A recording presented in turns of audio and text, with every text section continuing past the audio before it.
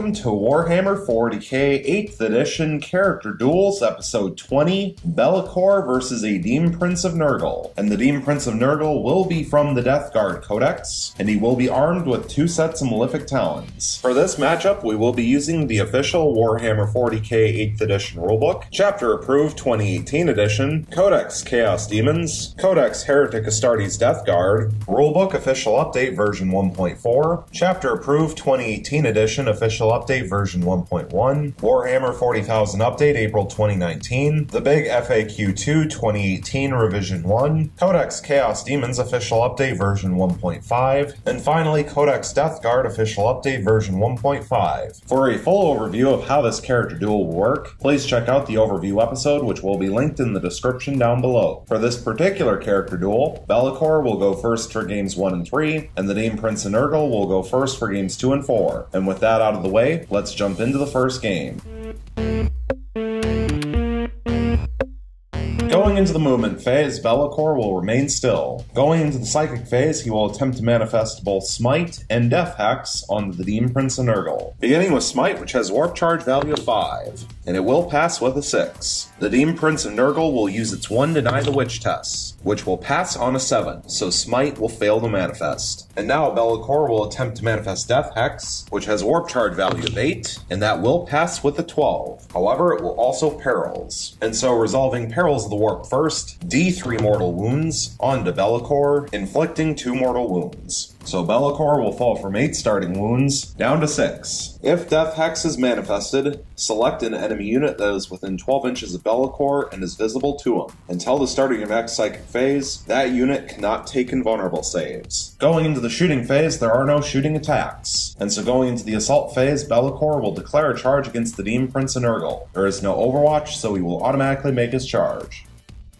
Moving along into the fight phase, he will place all of his attacks on the Demon Prince of Nurgle. 6 attacks base with the Blade of Shadows, hitting on 2s re-rolling, thanks to himself, getting 4 hits and 2 re-rolls. And here's the 2 re-rolls, getting 2 additional hits for 6 hits total. Strength 7 versus Toughness 6 means wounding on 3s.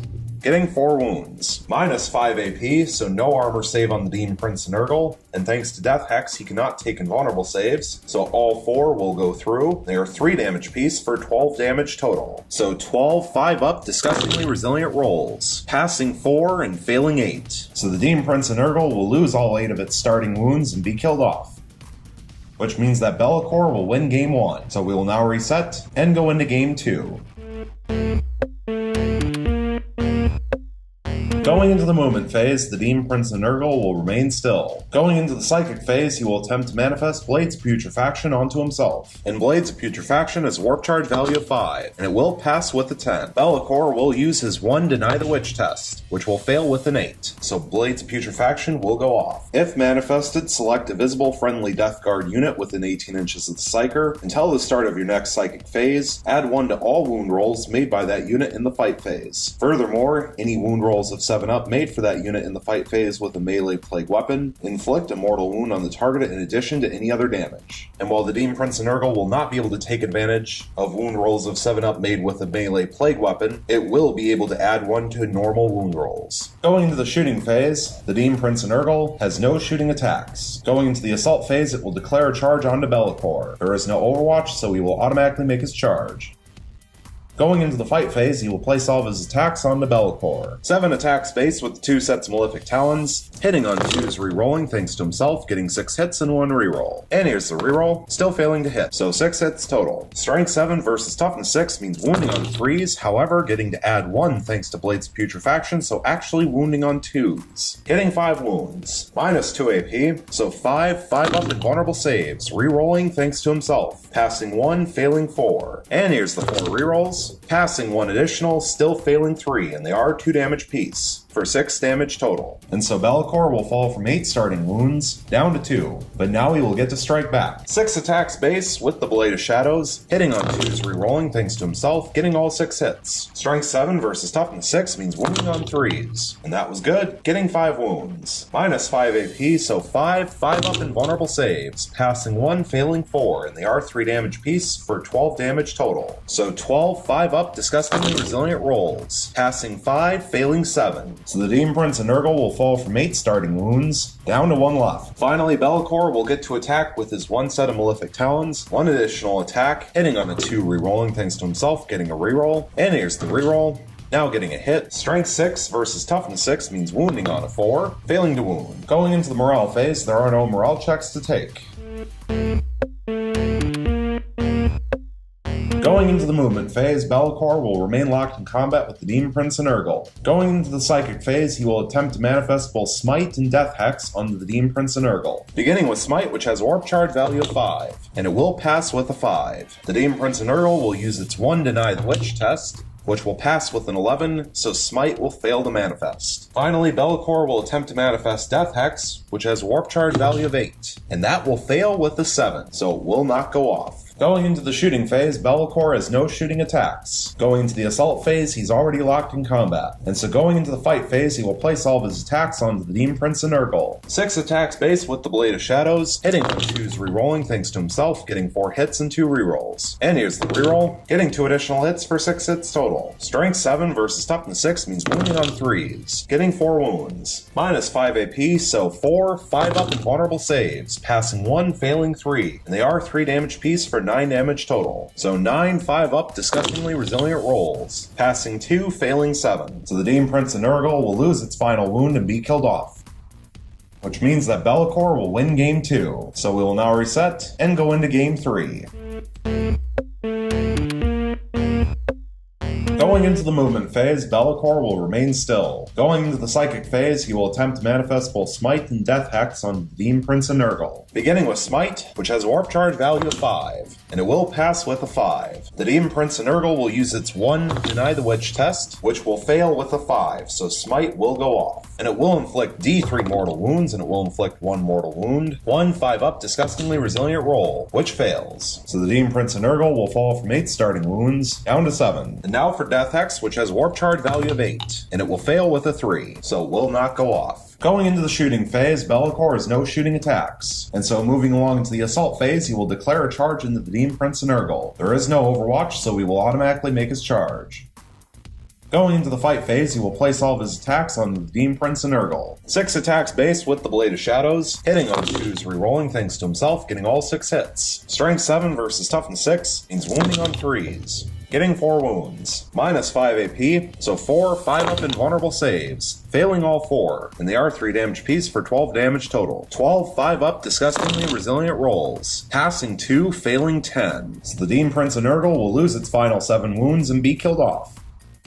Which means that Be'lakor will win game 3. So we will now reset and go into game 4. Going into the movement phase, the Demon Prince and Nurgle will remain still. Going into the psychic phase, he will attempt to manifest Blades of Putrefaction onto himself. And Blades of Putrefaction has Warp Charge value of 5, and it will pass with an 8. So Be'lakor will use his 1 Deny the Witch test, which will fail with a 7. So Blades of Putrefaction will go off. Going into the shooting phase, the Demon Prince and Nurgle has no shooting attacks. Going into the assault phase, he will declare a charge against Be'lakor. There is no Overwatch, so he will automatically make his charge. Going into the fight phase, he will place all of his attacks onto Be'lakor. 7 attacks base with the 2 sets of Malefic Talons, hitting on 2s rerolling thanks to himself, getting 6 hits and 1 reroll. And here's the reroll, getting a 7th hit. Strength 7 versus Toughness 6 means wounding on 3s, however, getting to add 1 to wound rolls thanks to Blades of Putrefaction, so actually wounding on 2s. Getting 6 wounds. Minus 2 AP, so 6, 5 up and vulnerable saves, rerolling thanks to himself, passing 1, failing 5. And here's the 5 rerolls, passing 2 additional, so failing 3 total. And they are 2 damage piece for 6 damage total. So Be'lakor will fall from 8 starting wounds, down to 2 left. But now he will get to strike back. 6 attacks base with the Blade of Shadows, hitting on 2s rerolling thanks to himself, getting 3 hits and 3 rerolls. And here's the 3 rerolls, getting 2 additional hits for 5 hits total. Strength 7 versus Toughness 6 means wounding on 3s, getting 3 wounds. Minus 5 AP, so 3, 5 up and vulnerable saves. Passing 2, failing 1. It is 3 damage. So 3, 5 up, disgustingly resilient rolls, failing all 3. So the Demon Prince and Nurgle will fall from 8 starting wounds, down to 5. Finally, Be'lakor will get to attack with his 1 set of Malefic Talons, 1 additional attack, hitting on a 2 rerolling thanks to himself, getting 1 hit. Strength 6 versus Toughness 6 means wounding on a 4, and it fails to wound. Going into the morale phase, there are no morale checks to take.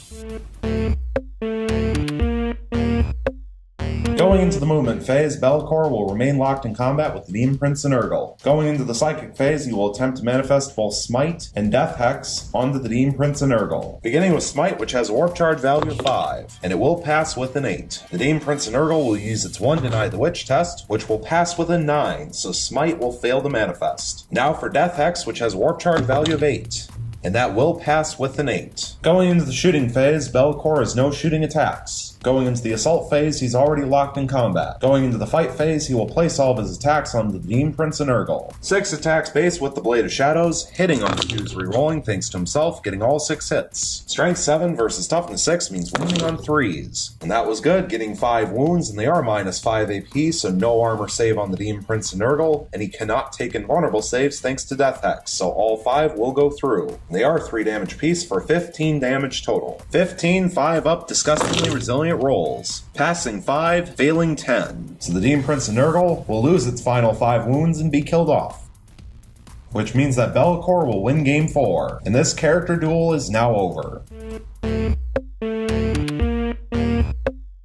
And so, for the final results of Warhammer 40k 8th edition Character Duels episode 20, Bellicor versus the Demon Prince of Nurgle, we have Bellicor with 4 wins and 0 losses, and the Demon Prince of Nurgle has 0 wins and 4 losses. And the big picture takeaway for me from this character duel is that if Bellicor was not able to reroll failed saving throws, he would have lost the 2 games where the Demon Prince of Nurgle went first. Because in both of those games, he failed enough initial saving throws that enough damage would have gone through to wipe out all 8 of his starting wounds. The only real thought and question that I have is the same question that I posed at the end of episode 19 between Abaddon the Despoiler and the Demon Prince of Nurgle, which is, 1, would there be a difference in how this would have played out had the Demon Prince of Nurgle been armed with different weapons? And 2, would there have been a difference in how this played out if the Demon Prince of Nurgle had been from the Chaos Demons Codex instead of the Death Guard Codex? I would be very interested to hear your thoughts in the comment section down below. Thank you so much for watching, I really hope you enjoyed, and stay tuned for the next one.